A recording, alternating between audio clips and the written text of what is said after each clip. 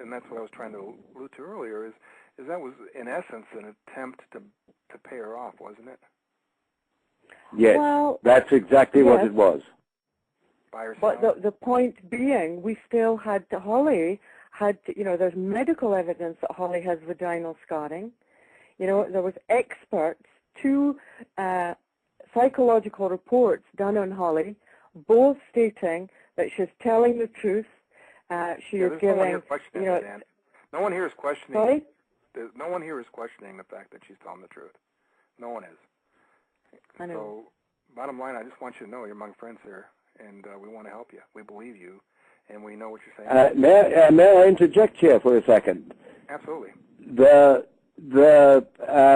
When she was paid out by it was the Criminal Injuries Board, that £13,500, she was actually paid out for a crime that officially never existed, because there was never a crime number issued on that report which Anne made in the year 2000. No crime number was ever issued. So we had a This is a victims fund, right? This is a victim of crimes fund that paid her, correct? Yes. And but for a crime that officially never existed. Yeah, so there's no because it was airbrushed. Yeah, so they're saying we're not going to prosecute the crime, but here's some money, now be quiet and go away. Yeah, that's really what it was, yeah. And they hoped that would... We're talking about people with national influence here, is what I'm trying to convey to the listeners. Yes, that's right. So, very anyone much so. in the whole of Britain can say, oh yes, I was sexually abused, and, go along to the CICA and say, right, I want 13,000 as well, Mm-hmm. It's absolutely ludicrous. I mean, the fact is they gave her money means that they know that the evidence is there for a conviction, but they're not going to prosecute it. Now, obviously, you're having problems getting this story into England. Have you contacted? Tell us about the British media that you've talked to and what the response has been. We've spoken to all the major papers, and then you'll speak to high up reporters who are very interested in the story. Then they run it past the editors, and then the editors run it past the lawyers, and then that's when the blocks come on. So bottom line is that the editors are spiking the story. It's not the editors. Yes, that's correct.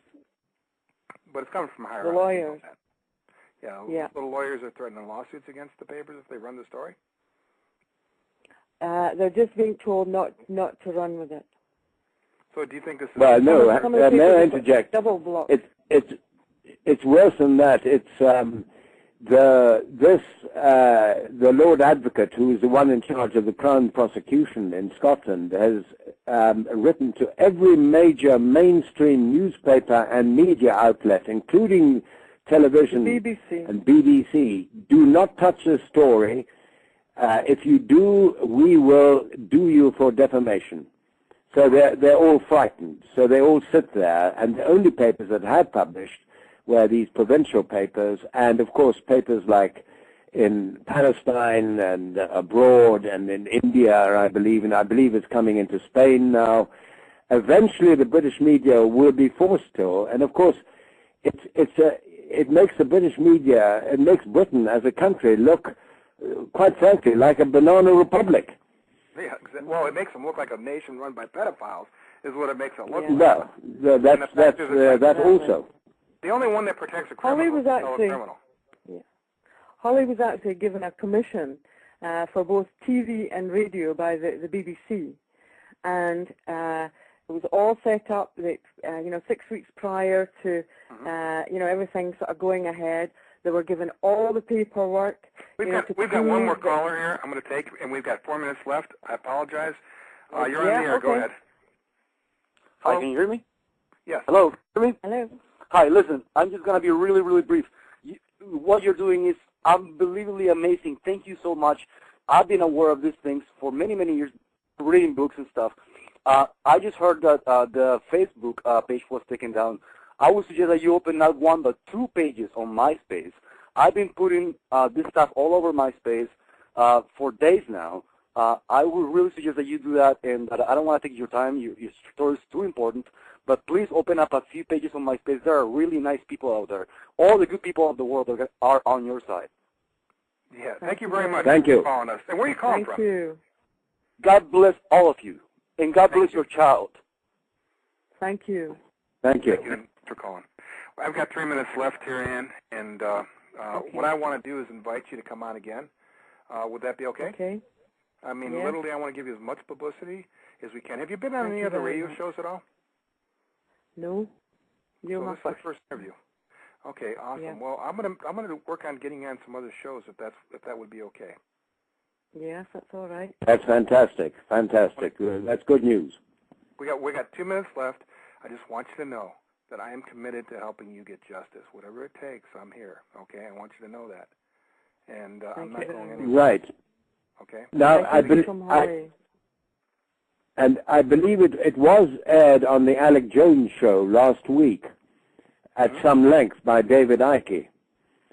So in that regard, it did hit a big audience through the Alec Jones show. Well, I have extensive contacts. I promise you that we're going to get this story out. So, with that said, I will let you go. I want to do another show with you if we can stay in contact by email. Do you have my email addresses? I yes. don't, but Stuart does. Yes. Okay, if you can. Stuart will give me his email. Let's correspond by email. Send me an email. Okay. Right, that's fine. Let's put together a little.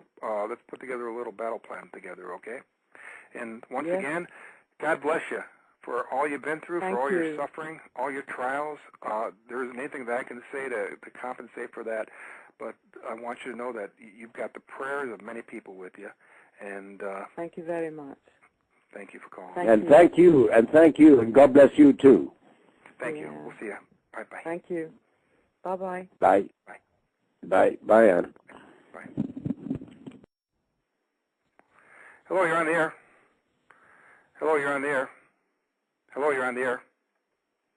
Are you there? Okay, I got 1 minute left. You're on the air. Hello? Okay, we lost that caller. Please, stay tuned. This has